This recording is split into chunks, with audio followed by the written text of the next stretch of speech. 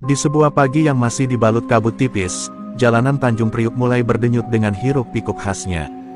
Deru mesin kapal dari pelabuhan bercampur dengan suara klakson kendaraan yang berebut jalan. Di antara deretan kendaraan tua dan bas kota, tampak sebuah bas Kopaja bernomor trayek 502 berhenti di tepi jalan. Di balik kemudi, duduklah seorang wanita dengan wajah teduh namun tatapan matanya tajam. Dialah Larasati, sosok cantik yang tak banyak orang sangka memilih hidup sebagai sopir Kopaja. Setiap pagi, Larasati selalu menarik perhatian orang-orang di terminal. Para penumpang yang naik ke busnya seringkali terkejut melihat pengemudinya adalah seorang wanita muda. Dengan rambut hitam panjang yang diikat sederhana, kemeja putih yang sedikit lusuh karena sering terkena debu jalanan, dan celana jeans biru yang praktis untuk bergerak, ia tampil sederhana namun memikat. Senyum yang kadang ia lemparkan, cukup membuat para penumpang merasa aman duduk di bangku bas tuanya. Namun di balik kecantikan dan keramahan itu, tersimpan cerita yang tak banyak orang tahu. Larasati bukan sekadar sopir biasa. Ia lahir dari keluarga keras, tumbuh di lingkungan yang keras pula. Ayahnya dulu adalah seorang preman besar yang namanya sempat melegenda di Tanjung Priuk.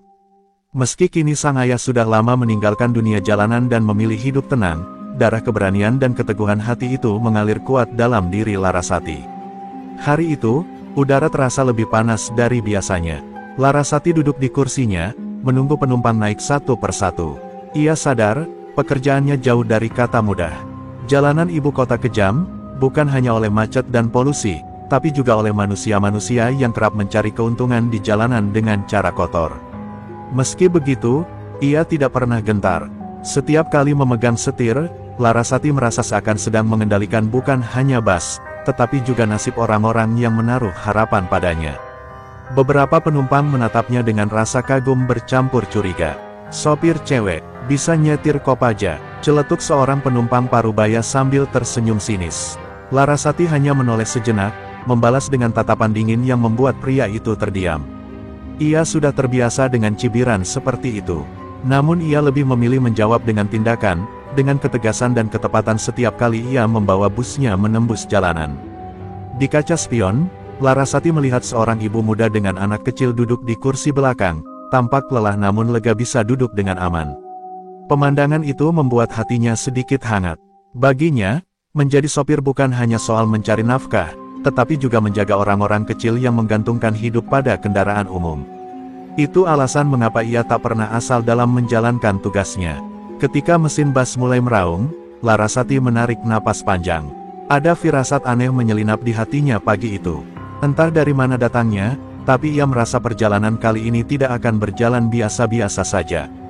Suasana terminal yang biasanya hanya riuh oleh pedagang asongan dan teriakan kenek, kini terasa lebih tegang. Beberapa pria asing dengan wajah bengis terlihat mondar-mandir di sekitar area terminal, seolah sedang mengamati sesuatu. Larasati merapikan cengkeraman tangannya di setir, lalu menatap jalanan yang membentang di depannya. Senyum tipis tersungging di bibirnya, senyum yang hanya ia sendiri mengerti. Dalam hatinya ia berbisik, apapun yang menunggu di depan, aku sudah siap. Aku bukan perempuan yang mudah ditakut-takuti. Dengan begitu, roda bas Kopaja mulai berputar, membawa Larasati dan para penumpangnya menuju kisah besar yang akan menguji siapa dirinya sebenarnya. Kopaja tua itu terus melaju menembus jalanan yang semakin padat. Larasati masih memegang setir dengan tatapan tajam, sementara di dalam bas, suasana agak berbeda dari biasanya. Tidak hanya penumpang harian yang ia bawa pagi itu, tapi juga sekelompok orang dengan wajah penuh semangat dan baju seragam lusuh. Mereka bukan pekerja biasa, melainkan rombongan pendemo yang hendak menuju pusat kota.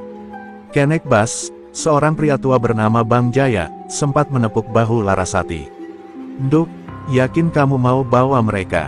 Katanya hari ini ada yang mau ngehalangin demo mereka. Bisa bahaya," ucapnya setengah berbisik, khawatir. Larasati hanya menoleh sekilas, lalu mengangguk pelan. "Bang, mereka juga manusia. Mereka butuh sampai tujuan. Kalau aku gak bawa, siapa lagi yang mau?"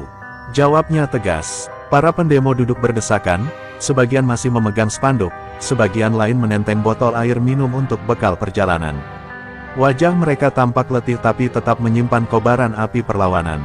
Mereka sesekali melirik ke arah sopir cantik itu, seakan tidak percaya bahwa seorang wanita berani mengambil risiko sebesar ini demi membawa mereka. Di luar bus, mata-mata yang tadi berkeliaran di terminal masih mengikuti dari kejauhan. Mereka adalah orang-orang suruhan, preman bayaran yang mendapat instruksi khusus untuk memastikan bus Larasati tak pernah mencapai pusat kota. Mereka bergerak dalam kelompok kecil, mengendarai motor butut, mengikuti Kopaja dari belakang seperti bayangan kelam. Larasati mulai merasakan firasat buruk yang sejak tadi mengganggu pikirannya semakin nyata. Dari kaca spion, ia bisa melihat motor-motor itu terus membuntuti, seolah menunggu waktu yang tepat untuk bergerak.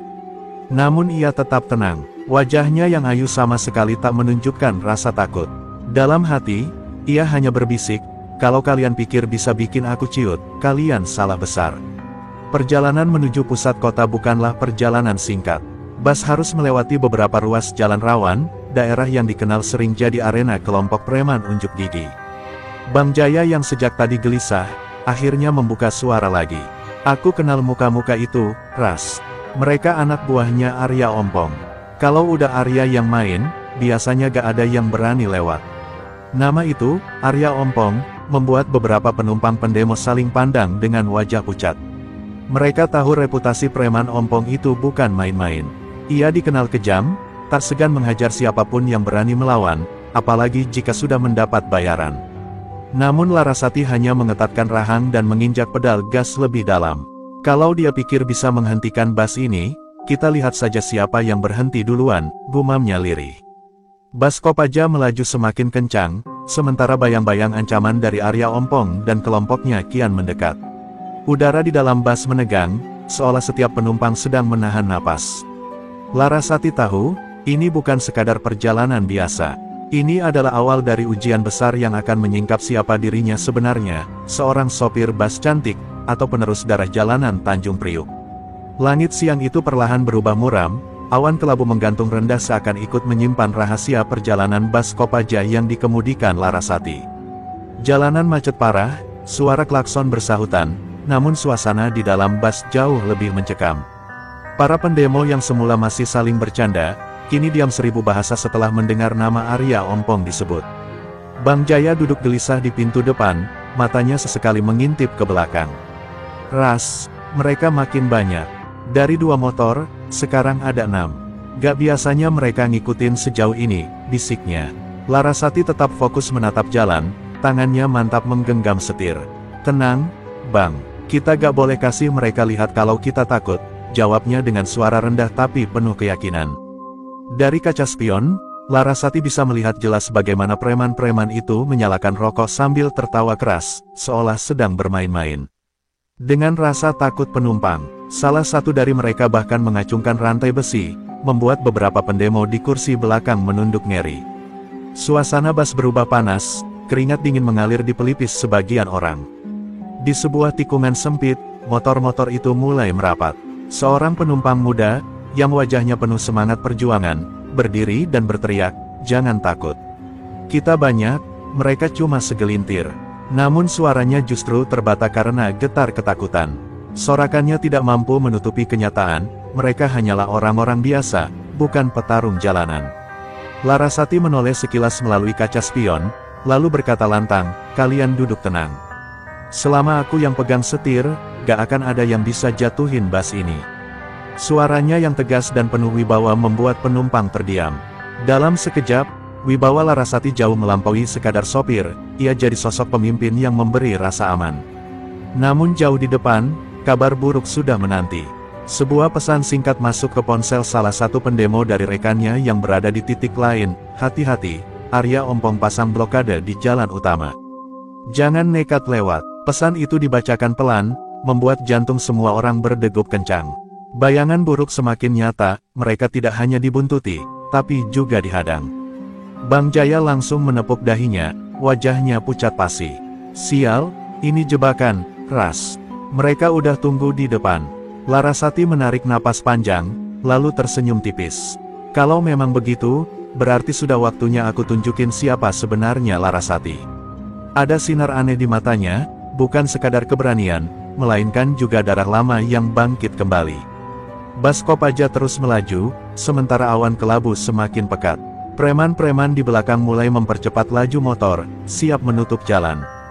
Di depan, bayangan blokade mulai terlihat samar. Situasi berubah cepat, dari sekadar perjalanan menjadi awal pertarungan antara keberanian Larasati dan kekuasaan jalanan milik Arya Ompong. Kopaja tua itu berguncang keras saat melewati jalan berlubang. Mesin meraung, asap hitam mengepul dari knalpot, namun bus tetap melaju gagah di bawah kendali Larasati. Di dalam, semua penumpang diam membisu. Hanya terdengar suara spanduk yang bergesekan dengan jendela, dan detak jantung yang seakan berdentum lebih keras dari mesin bus. Ketegangan kian terasa, karena mereka tahu di depan menanti jebakan yang dipasang Arya Ompong dan kelompoknya. Larasati menatap lurus ke depan. Matanya tajam, berkilat seperti mata seekor elang. Ia bisa merasakan hawa panas yang tidak biasa dari jalanan itu. Biasanya, meski macet, selalu ada pedagang asongan atau suara gaduh anak-anak jalanan. Tapi kali ini, jalanan terasa sunyi, seolah semua orang sengaja menjauh. Itu pertanda buruk, pertanda ada kekuatan gelap yang sedang menunggu mereka. Bang Jaya semakin tak bisa duduk tenang. Tangannya gemetar saat menyalakan sebatang rokok. Ras, kalau benar ada blokade, kita mau lewat mana? Jalan tikus udah dipenuhi orang mereka. Kita bisa kejebak kayak tikus masuk perangkap. Ucapannya disambut gumaman panik dari para penumpang. Seorang ibu muda memeluk anaknya erat-erat, sementara beberapa pemuda pendemo menggenggam erat bambu spanduk mereka, meski jelas wajah mereka pucat. Larasati tetap tenang. Ia menepuk setir busnya pelan, seperti sedang berbicara dengan sahabat lama. Tenang, Jaya. Bus ini udah tahu jalan. Selama aku di sini, gak ada yang bisa bikin kita berhenti. Kata-kata itu terdengar sederhana, tapi ada aura kuat yang membuat semua orang di dalam bus kembali duduk tenang, seolah percaya sepenuhnya pada sang sopir cantik. Suara deru motor semakin dekat, meraung liar dari belakang. Preman-preman Arya Ompong mulai menyalip, mengitari bus, lalu meludah ke kaca samping. Tawa kasar mereka menggema, menciptakan suasana mencekam. Salah satu dari mereka bahkan memukul-mukul bodi bus dengan rantai, membuat penumpang di dalam bus menjerit kaget. Tapi Larasati tidak sedikit pun goyah. Matanya lurus ke depan, seolah tidak ada apa-apa yang mengganggunya. Jalan semakin menyempit. Dari kejauhan, terlihat beberapa drum besar dan barikade kayu melintang di tengah jalan. Beberapa pria berbadan kekar berdiri dengan wajah bengis, membawa balok kayu dan parang di tangan. Itulah blokade yang sejak tadi menjadi bisikan ketakutan, barikade milik Arya Ompong. Bus melambat, bukan karena Larasati ragu, melainkan karena ia sedang menilai situasi. Penumpang menahan napas, menunggu apa yang akan dilakukan sang sopir. Bang Jaya memegang lengan Larasati, berbisik lirih, "Ras, kita gak mungkin lolos. Mereka udah siap, Arya Ompong pasti ada di situ." Larasati menoleh sekilas, lalu tersenyum dingin. "Kalau memang dia di situ, biar aku sendiri yang hadapi." Hening menyelimuti bus, hanya terdengar suara mesin yang bergetar keras. Di depan, bayangan sosok besar dengan senyum Ompong perlahan muncul dari balik barikade. Arya Ompong sendiri akhirnya memperlihatkan diri.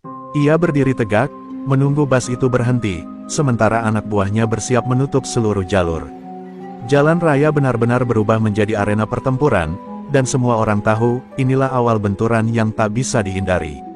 Bus Kopaja berhenti mendadak beberapa meter dari barikade. Asap hitam mengepul dari knalpot, mengaburkan pandangan sesaat.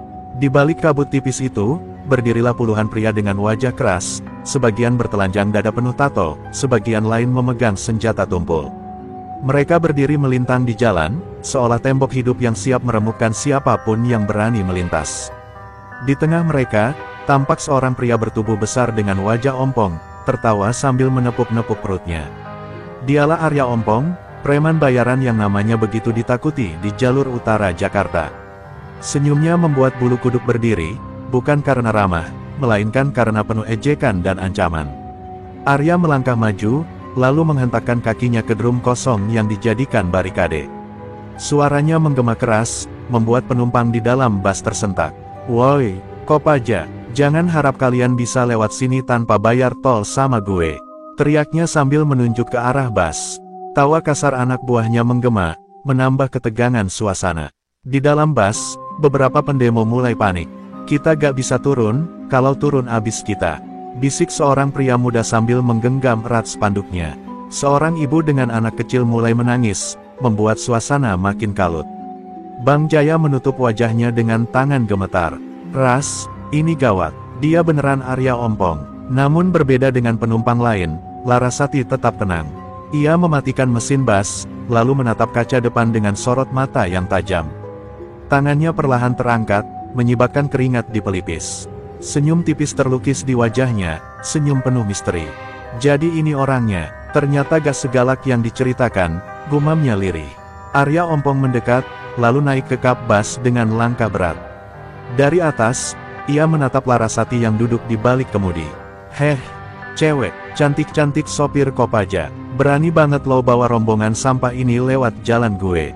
Kalau mau aman, bayar dulu uang jalan. Kalau enggak, siap-siap lo sama mereka jadi korban. Penumpang di dalam bas menjerit kecil, sebagian menunduk, sebagian memalingkan wajah ketakutan. Tapi Larasati justru membuka pintu bas dengan tenang. Langkah kakinya mantap saat ia turun, berdiri di hadapan Arya dan puluhan anak buahnya.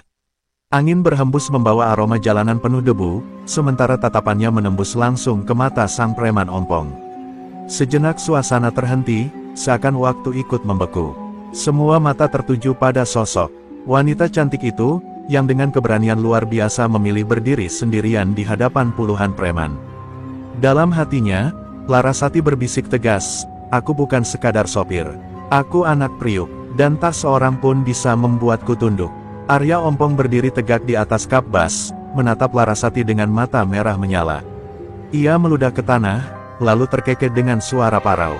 Heh, cewek, gue kasih pilihan. Kasih uang jalan 5 juta sekarang juga, atau bas lo sama isi-isinya gue balikin kayak kaleng rombeng. Teriaknya lantang. Tawa anak buahnya pecah, seolah menyambut pesta yang akan segera dimulai.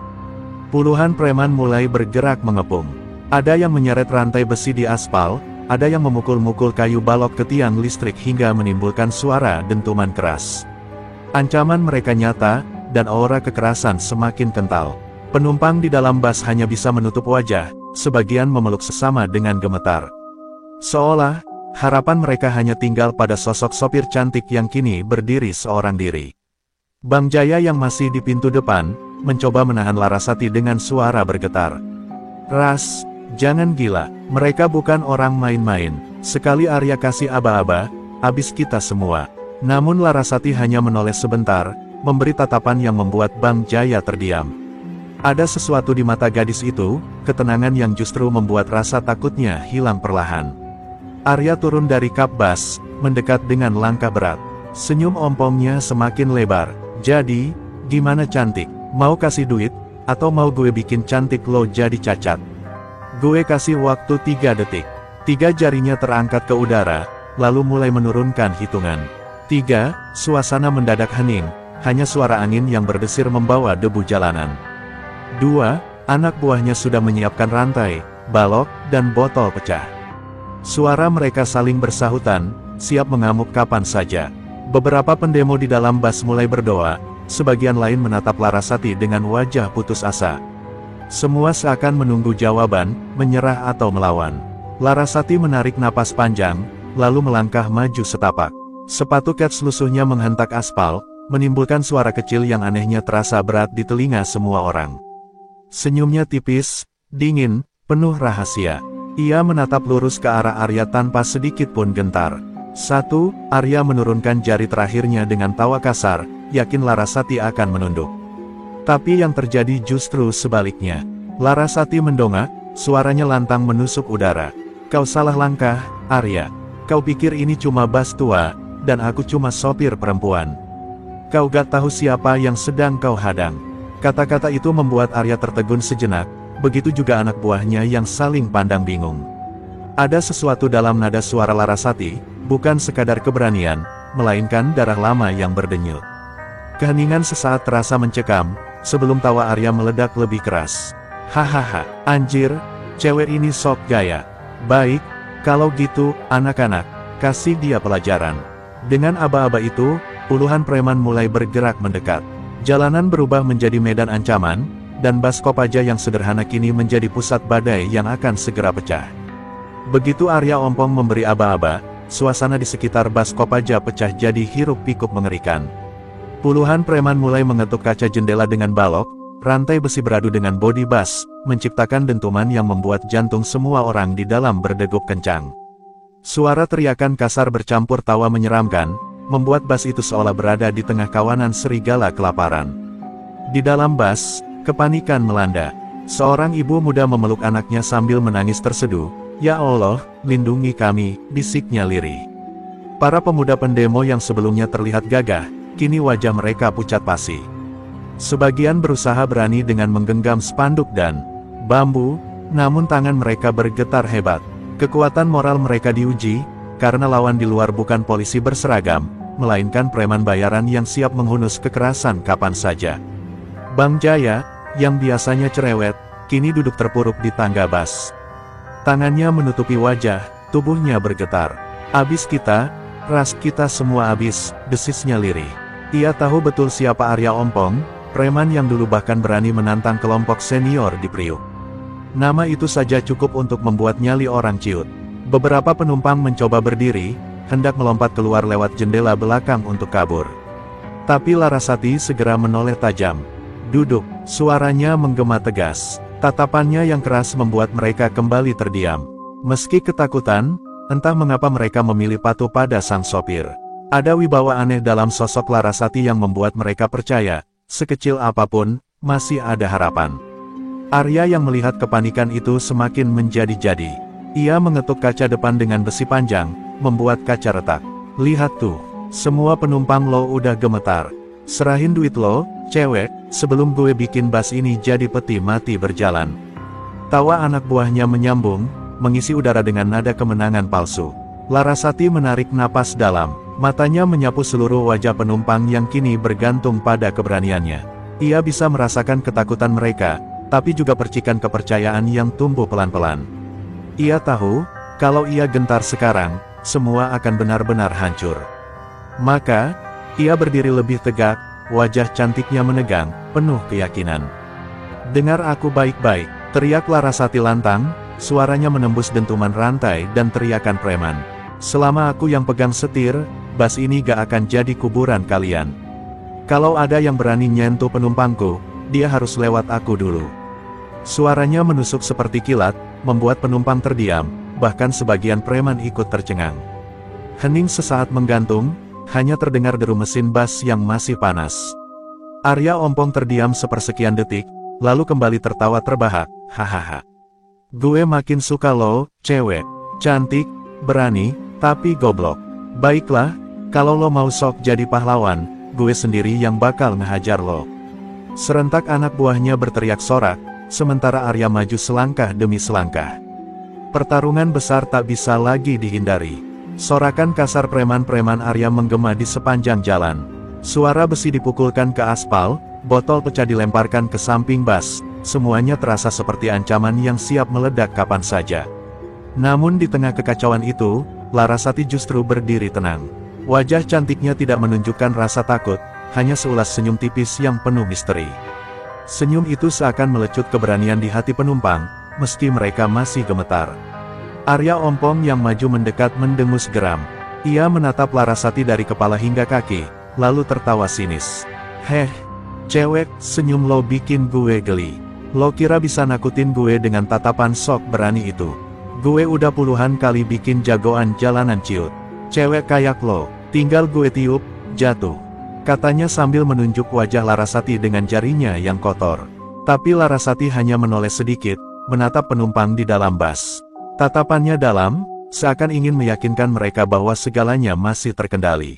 Lalu ia kembali menatap Arya. "Kau salah, Arya. Senyumku bukan untuk nakut-nakutin. Senyumku cuma tanda kalau aku sudah siap. Kalau kau pikir aku sopir Kopaja biasa, kau akan menyesal," ucapnya dengan suara rendah namun menggema jelas. Beberapa anak buah Arya sempat terdiam, saling pandang.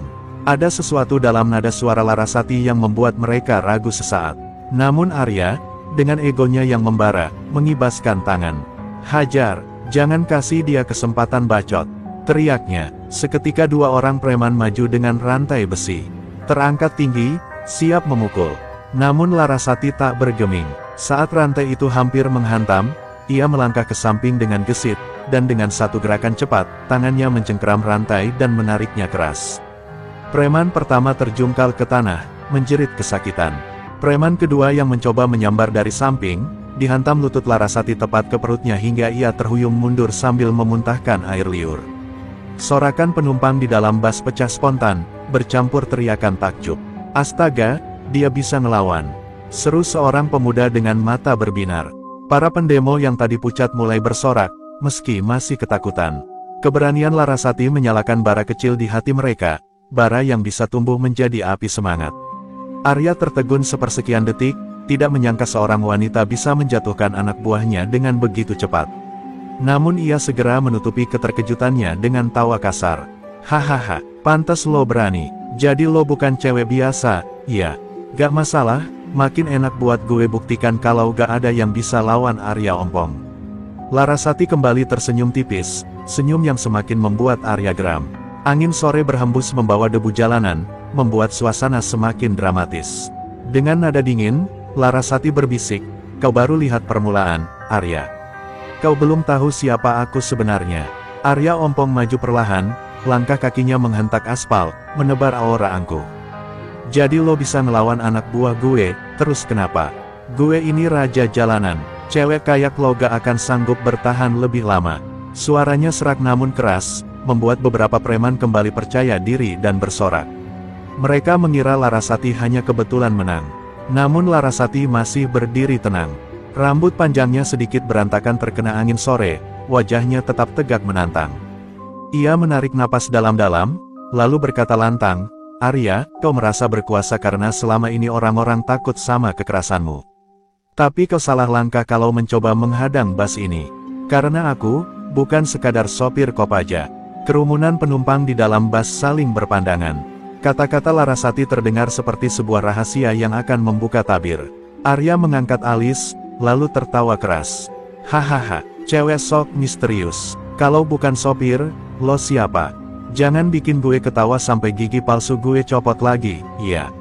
Serunya sambil memperlihatkan deretan gigi ompongnya yang membuat para preman lain ikut terbahak. Larasati tak terpengaruh sedikitpun oleh ejekan itu. Ia melangkah maju 2 langkah, cahaya matahari sore jatuh tepat ke wajahnya, menambah kesan anggun sekaligus berwibawa. Dengan suara yang dalam dan mantap, ia mengucapkan, "Aku Larasati, anak dari Jaya Kelabang, mantan penguasa jalanan Tanjung Priuk." Sejenak suasana menjadi hening. Nama itu, Jaya Kelabang, langsung membuat sebagian preman tercekat. Mereka mengenal nama tersebut. Legenda hidup dari Tanjung Priuk, preman yang dulu ditakuti hingga pelabuhan, terkenal dengan keberanian dan ilmu silat jalanan yang melegenda. Beberapa preman yang lebih tua langsung melangkah mundur, wajah mereka pucat.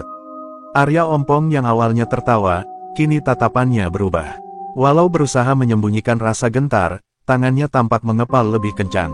"Heh, jangan bawa-bawa nama orang mati buat nakutin gue. Gue gak peduli bapak lo siapa. Di sini, yang berkuasa cuma Arya Ompong." Teriaknya keras, meski nada suaranya sedikit bergetar. Larasati mendekat selangkah lagi, matanya menusuk tajam ke arah Arya. "Kau boleh sombong, Arya. Tapi ingat, darah Priuk ini mengalir dalam nadiku. Dan aku tidak akan membiarkan preman bayaran macam kalian menginjak-injak rakyat yang berjuang." Suaranya menggema, membuat penumpang bersorak semakin keras, keberanian mereka mulai bangkit. Arya mengibaskan tangannya ke udara, memerintahkan. Anak buahnya menyerang lagi. "Jangan takut, hajar dia rame-rame. Gue mau buktiin kalau darah Priuk pun bisa jatuh di bawah kaki Arya Ompong." Teriaknya, seketika puluhan preman kembali maju, membawa besi, kayu, dan pisau lipat. Namun Larasati sudah bersiap, mata tajamnya berkilat, tubuhnya condong ke depan, siap menunjukkan warisan sejati dari ayahnya. Teriakan Arya Ompong menggema di jalanan, dan puluhan preman berhamburan menyerbu Larasati. Ada yang membawa rantai, ada yang mengacungkan balok kayu, bahkan beberapa mengayunkan pisau lipat. Udara sore yang tadi hanya dipenuhi suara kendaraan kini berganti riuh pekikan, sorakan, dan derap langkah liar. Namun Larasati tetap berdiri tegak, tubuhnya condong ke depan, matanya tajam penuh kewaspadaan. Serangan pertama datang dari seorang preman bertubuh besar dengan besi panjang. Ia mengayunkannya ke arah kepala Larasati. Dengan gesit, Larasati menunduk, lalu menyikut perut lawannya hingga pria itu terhuyung. Belum sempat berdiri tegak, Larasati memutar badan dan menendang dada preman itu dengan keras, membuatnya terlempar menghantam kap mobil di pinggir jalan. Penonton di dalam bus bersorak histeris, bercampur kagum. Dua preman lain datang bersamaan, menyerang dari kiri dan kanan. Larasati menangkap tangan salah satunya, lalu memelintir hingga terdengar suara krek yang membuat si penyerang menjerit kesakitan. Dengan gerakan cepat, ia menggunakan tubuh lawan yang lemah itu sebagai tameng, sehingga serangan pisau dari preman satunya mengenai rekannya sendiri. Darah langsung mengucur, membuat suasana makin kacau. Arya Ompong yang melihat anak buahnya berguguran mendesis marah. "Jangan kasih ampun, rame-rame, hancurin dia," teriaknya. Namun semakin banyak yang menyerang, semakin jelas terlihat keunggulan Larasati. Gerakannya luwes tapi mematikan, kombinasi pukulan keras dan tendangan cepat yang jelas bukan ilmu sembarangan. Itu adalah warisan jalanan Priuk, seni bertarung liar yang hanya dipahami mereka yang hidup di kerasnya pelabuhan. Suasana jalan berubah jadi arena pertempuran. Bunyi tulang retak, jeritan kesakitan, dan suara besi menghantam aspal bersahut-sahutan. Larasati bergerak bagaikan badai, satu persatu preman terjatuh, entah pingsan, merintih kesakitan, atau kabur ketakutan.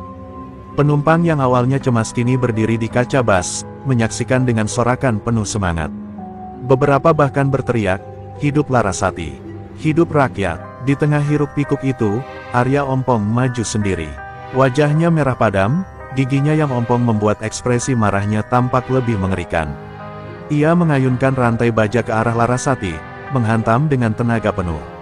Larasati menghindar, namun rantai itu sempat mengenai kaca bus, memecahkannya berkeping-keping. Penumpang menjerit, tapi sorakan mereka makin lantang memberi semangat.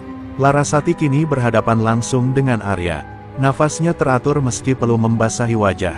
Ia mengepalkan tangan, menatap tajam lawannya. "Kau boleh sombong, Arya.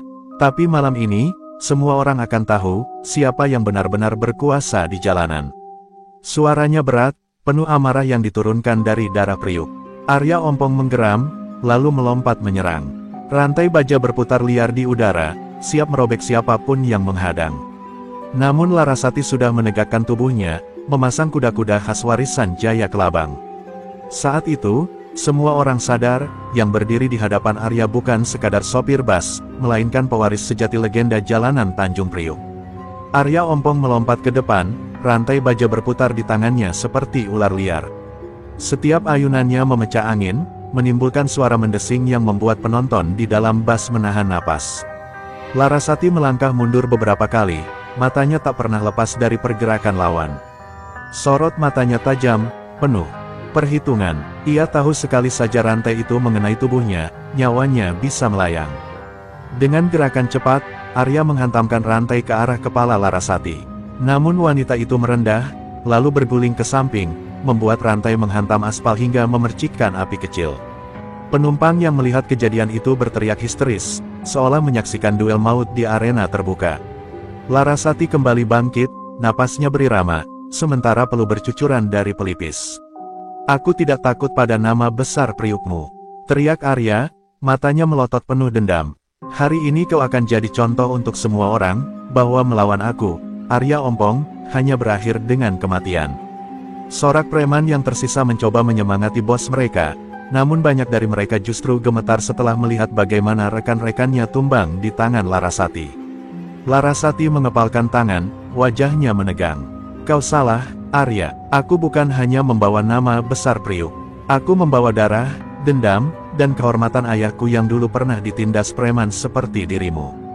Teriaknya lantang. Kata-katanya membuat bus bergemuruh oleh sorakan penumpang yang kini serasa menjadi saksi pertarungan kehormatan. Arya kembali menyerang, kali ini lebih beringas. Rantai diayunkan dari atas, berputar ke samping, lalu tiba-tiba ditarik untuk menghantam dari bawah. Larasati bergerak secepat kilat, melompat ke depan sambil menangkap pergelangan tangan Arya.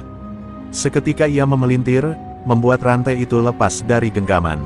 Arya menjerit, namun dengan keras kepala ia mencoba meninju. Larasati menyambut dengan tendangan keras ke perutnya. Tubuh Arya terpental ke belakang, terhuyung sambil memegangi perutnya. Namun meski wajahnya pucat, ia masih berdiri. Sorot matanya masih menyala dengan dendam. Belum selesai, raungnya, lalu ia berlari lagi, mencoba menyeruduk Larasati. Wanita itu bersiap, kuda-kudanya kokoh, menunggu saat yang tepat untuk memberikan pukulan pamungkas. Saat Arya sudah begitu dekat, Larasati menggerakkan tubuhnya dengan cepat, lalu menghantamkan siku keras ke rahang lawannya. Suara benturan tulang terdengar jelas, diikuti suara retakan. Arya terjatuh, darah mengalir dari mulutnya. Tubuhnya berguling di aspal, tak lagi sanggup bangkit. Jalanan mendadak hening, hanya suara napas terengah Arya yang terdengar samar. Penumpang bas bersorak histeris, meneriakkan nama Larasati. Wanita itu berdiri tegak di tengah jalan, tubuhnya berkeringat, napasnya berat, tapi matanya tetap menyala penuh keberanian. Malam itu, semua yang hadir tahu, Arya Ompong bukan lagi penguasa jalanan. Nama Larasati, sang sopir bas pewaris darah Priuk, kinilah yang menggema sebagai legenda baru. Larasati berdiri tegak di tengah jalan, tubuhnya masih bergetar menahan adrenalin setelah duel maut melawan Arya Ompong. Penumpang di dalam bas bersorak gembira, beberapa bahkan menitikkan air mata lega karena telah selamat dari teror. Namun, di balik sorak kemenangan itu, hati Larasati justru semakin berat. Ia tahu, kemenangan ini hanya permulaan. Arya hanyalah bayangan, bukan sumber masalah sebenarnya. Ketika beberapa preman Arya yang tersisa menyerah dan kabur terbirit-birit, seorang lelaki tua dengan jas hitam lusuh yang sejak tadi mengamati dari kejauhan melangkah maju. Sorot matanya tajam, penuh rahasia, seolah tahu lebih banyak dari sekadar penonton biasa. Larasati menatapnya dengan curiga. Lelaki itu hanya tersenyum tipis, lalu berkata dengan suara rendah namun menusuk, "Kau menang dari Arya, nak. Tapi apakah kau siap menghadapi mereka yang membayar Arya?" Kata-kata itu membuat darah Larasati berdesir. Ia melangkah mendekat, matanya menyipit. "Mereka, maksudmu siapa?" tanyanya dingin. Lelaki itu hanya tertawa pendek, lalu berjalan pergi begitu saja, meninggalkan sebuah amplop di bangku halte. Larasati mengambil amplop itu dengan hati-hati. Tangannya bergetar saat melihat isi di dalamnya, foto-foto pertemuan antara Arya Ompong dengan sosok-sosok berpakaian rapi, orang-orang berkuasa yang seharusnya menjaga rakyat, bukan menindas. Di dalam foto itu jelas terlihat seorang pejabat daerah yang dikenal dekat dengan pengusaha besar. Larasati tertegun. Jadi, mereka semua yang ada di balik ini. Gumamnya lirih. Penumpang yang melihat raut wajahnya penuh tanya, tapi Larasati hanya menutup amplop rapat-rapat. Ia tahu, jika kabar ini bocor sebelum waktunya, bukan hanya dirinya yang jadi target, tapi juga semua orang yang ada di bas tadi. Sementara itu, di sisi lain kota, seorang pria berjas mewah tengah berbincang di ruangan penuh asap rokok. Arya sudah gagal, tanyanya dengan wajah murka. Seorang anak buah mengangguk gugup. "Ya, Pak, wanita itu, Larasati, dia bukan orang biasa. Dia keturunan Priuk." Mendengar nama Priuk, wajah sang pejabat menegang. "Kalau begitu, kita harus habisi dia sebelum namanya semakin besar." Kembali ke jalanan, Larasati duduk di kursi sopir, menyalakan mesin bas yang sempat mati karena kekacauan. Namun, sebelum menekan pedal gas, ia menatap kaca spion. Wajah-wajah penumpang yang lelah namun penuh harapan menatapnya. Mereka percaya padanya, pada bas tua yang kini menjadi simbol perlawanan. Di dalam dada Larasati, perasaan tanggung jawab itu semakin membesar. "Ayah," bisiknya lirih sambil menggenggam erat setir. "Aku mulai mengerti kenapa kau selalu bilang jalanan ini bukan sekadar aspal. Ini medan perang, dan aku tak bisa lagi mundur." Ucapan itu menjadi sumpah diam-diam yang ia ikrarkan malam itu. Jalanan Tanjung Priuk bergetar bukan hanya karena deru mesin bas, tapi juga karena lahirnya sebuah tekad yang tak bisa dipatahkan. Larasati melaju kembali, membawa para penumpang dengan hati yang penuh gejolak. Namun ia tahu, bayangan baru sedang menunggu di depan. Dan kali ini, musuhnya bukan lagi preman jalanan, melainkan mereka yang bersembunyi di balik kursi kekuasaan. Malam itu, setelah berhasil mengantar para penumpang dengan selamat ke tujuan mereka, Larasati memarkir bas Kopaja di garasi kecil dekat Tanjung Priuk. Udara terasa dingin, tapi pikirannya berkecamuk panas. Foto-foto dalam amplop yang ia simpan terasa seperti bara api yang bisa membakar siapa saja bila salah tangan menyentuhnya. Ia sadar, sejak detik ini, dirinya bukan lagi sekadar sopir bas. Ia telah menjadi target buruan. Tak lama, bayangan langkah kaki terdengar di sekitar garasi. Larasati sigap. Ia meraih besi panjang dari sudut bangku bas. Dari celah kaca, ia melihat dua orang pria berbadan tegap sedang mengawasi. Suara mereka samar, namun cukup jelas. Bos minta kita pastikan wanita itu tak keluar hidup-hidup dari Priuk. Ucapan itu membuat darah Larasati berdesir, tapi ia menguatkan hati. Ia tak boleh gentar. Dengan napas ditahan, Larasati melangkah keluar. Kedua pria itu terkejut melihatnya menantang. "Kalian cari aku?" tanyanya dengan nada dingin. Mereka terkekeh, seolah meremehkan. "Kau cuma sopir bas, cantik. Jangan sok jadi pahlawan." Namun, dalam sekejap, Larasati mengayunkan besi ke arah salah satu pria, membuatnya terhuyung. Yang satunya mencoba menyerang balik, tapi gerakan Larasati lincah, warisan darah Priuk yang tak bisa dipadamkan. Pertarungan berlangsung singkat tapi brutal. Kedua pria itu akhirnya tumbang, merintih di tanah. Larasati berdiri tegak, napasnya memburu. Ia sadar, ini baru permulaan. Jika dua orang bayaran saja sudah dikirim malam ini, maka besok bisa jadi satu pasukan penuh akan memburunya. Ia harus melangkah lebih cepat, bukan sekadar bertahan. Ia kembali masuk ke bas, duduk di kursi sopir, menatap kosong ke depan. Bayangan ayahnya muncul lagi di benak. "Kau tak bisa hanya lari, Larasati. Jalanan ini menuntut kau melawan sampai tuntas." Kata-kata itu bergema di kepalanya. Ia mengepalkan tangan. "Baiklah, ayah. Kalau ini jalan yang harus kutempuh, maka aku akan hadapi sampai habis." Keesokan harinya, kabar tentang duel Larasati melawan Arya Ompong sudah tersebar luas di kalangan rakyat bawah.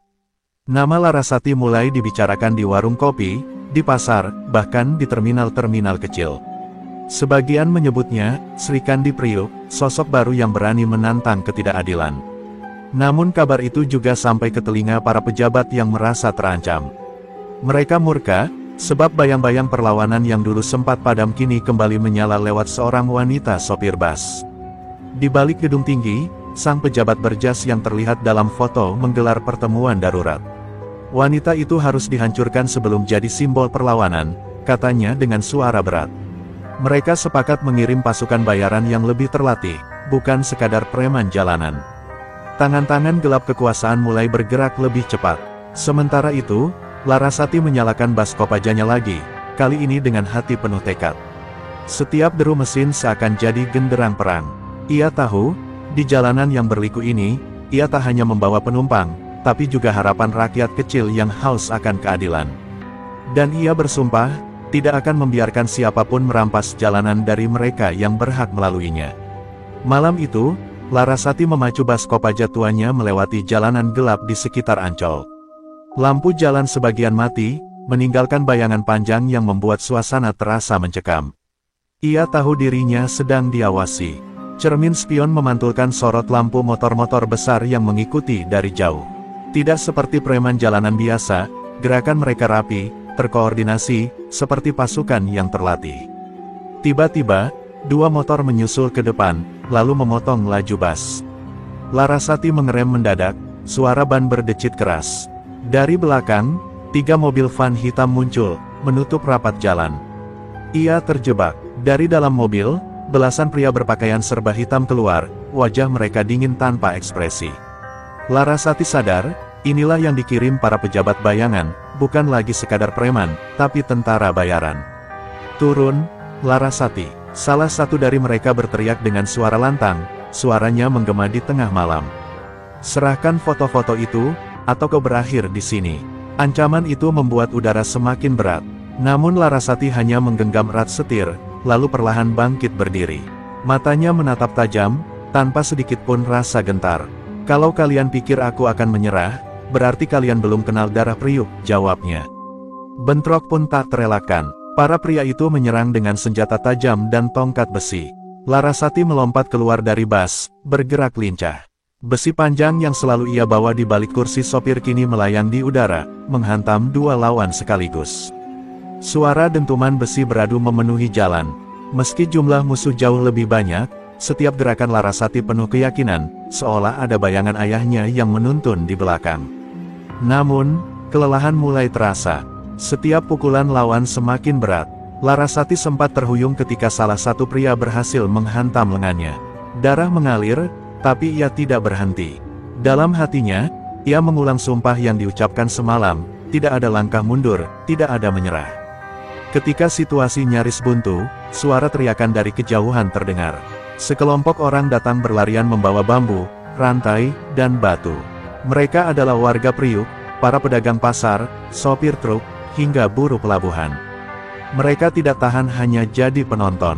Larasati tidak sendirian, teriak salah satu dari mereka. Dalam sekejap, jalanan berubah menjadi lautan perlawanan rakyat. Pasukan bayaran yang semula percaya diri mulai kewalahan. Jumlah rakyat yang datang tak bisa mereka imbangi. Dentuman, teriakan, dan jeritan bercampur jadi satu. Larasati yang semula hampir tumbang kembali berdiri tegak, merasa energi baru mengalir di tubuhnya. Kita tunjukkan bahwa jalan ini milik rakyat, bukan kaki tangan penindas. Serunya, membuat semangat warga semakin membara.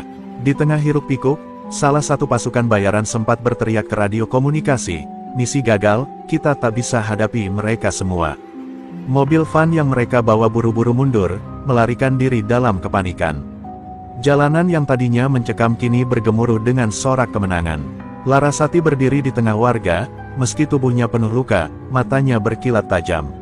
Ia tahu, pertempuran ini hanyalah pembuka dari perang yang lebih besar. Usai bentrokan sengit di jalan malam itu, Larasati duduk di tangga busnya yang penuh goresan besi. Nafasnya terengah, lengannya masih mengucurkan darah, namun sorot matanya tidak pernah padam. Warga yang tadi membantunya berkerumun, sebagian memberi perban seadanya, sebagian lagi berjaga kalau-kalau pasukan bayaran itu kembali. Mereka tak akan berhenti, gumam Larasati lirih, seolah berbicara kepada dirinya sendiri. Seorang pria tua, mantan kuli pelabuhan yang pernah mengenal ayahnya, mendekat. "Laras, yang kau lawan bukan hanya preman atau tentara bayaran. Ada tangan besar di belakang ini. Kami semua tahu siapa yang bermain di balik layar." Larasati menoleh cepat, sorot matanya tajam. "Katakan siapa," desaknya. Pria tua itu hanya menggeleng, wajahnya murung. "Bukan saatnya di sini. Kalau kau siap, datanglah ke gudang tua dekat dermaga esok malam. Semua akan terungkap." Sepanjang malam itu Larasati tak bisa memejamkan mata. Bayangan wajah-wajah musuh, teriakan perlawanan rakyat, dan darah yang menetes di lengannya terus menghantui. Ia tahu benar, pertarungan kali ini bukan lagi sekadar menjaga bas atau penumpangnya. Ini soal melanjutkan warisan ayahnya, warisan keberanian Priuk untuk melawan penindasan. Keesokan harinya, Larasati tetap menjalankan bas Kopajanya seperti biasa. Penumpang berdatangan, banyak dari mereka mendengar cerita semalam. Mereka menatap Larasati bukan lagi sekadar sopir cantik, tapi simbol perlawanan. "Mbak Laras, hati-hati ya, kami semua di belakangmu," ujar seorang ibu pedagang sayur dengan mata berkaca-kaca. Larasati hanya tersenyum tipis, meski hatinya tahu jalan di depan penuh bahaya. Malam pun tiba, Larasati melangkah ke gudang tua di dermaga, tempat yang remang dan penuh bau asin laut. Di dalam, beberapa orang sudah menunggu, para buruh, sopir, hingga bekas anak buah ayahnya yang kini sudah menua. Mereka menunduk hormat ketika Larasati masuk, seolah menyambut kehadiran pemimpin baru. "Kami semua tahu siapa kau, darah siapa yang mengalir di tubuhmu," kata salah seorang dengan suara berat. Seorang pria berambut gondrong maju ke depan. Di tangannya ada map lusuh penuh foto dan dokumen. Ia meletakkannya di meja kayu tua. "Inilah dalangnya, orang yang membayar Arya Ompong, yang menyewa pasukan bayaran, bahkan yang ingin menghancurkan perlawanan rakyat Priuk." Larasati menahan nafas saat membuka map itu. Matanya melebar, tangannya bergetar. Foto seorang pejabat tinggi tampak jelas, orang yang selama ini dielu-elukan di televisi sebagai pahlawan rakyat. Ruangan seketika hening, semua mata tertuju pada Larasati. "Jadi benar," bisiknya, "selama ini yang menindas justru orang yang bersembunyi di balik nama baik." Wajahnya memerah, bukan karena takut, tapi amarah yang mendidih. Ia mengepalkan tangan, seolah sedang menggenggam seluruh nasib Priuk. "Kalau ini benar, maka tidak ada jalan kembali," kata Larasati dengan suara lantang, membuat semua orang yang hadir merinding. "Aku akan buka kedoknya, aku akan hadapi dia, meski seluruh pasukan bayaran diturunkan. Demi ayahku, demi Priuk, demi rakyat." Sorak dukungan membahana di gudang tua itu. Malam itu, Larasati tak lagi hanya seorang sopir bas. Ia lahir kembali sebagai simbol perlawanan yang siap mengguncang kekuasaan. Malam setelah pertemuan di gudang tua, Larasati duduk sendirian di dalam bas Kopajanya. Lampu jalan temaram menyoroti wajahnya yang tegas, sementara map lusuh berisi bukti kebusukan sang pejabat tergeletak di pangkuannya. Jantungnya berdetak keras, bukan karena takut, tapi karena ia tahu langkah selanjutnya akan menentukan nasib banyak orang. Kalau aku salah langkah, semua orang akan jadi korban, batinnya.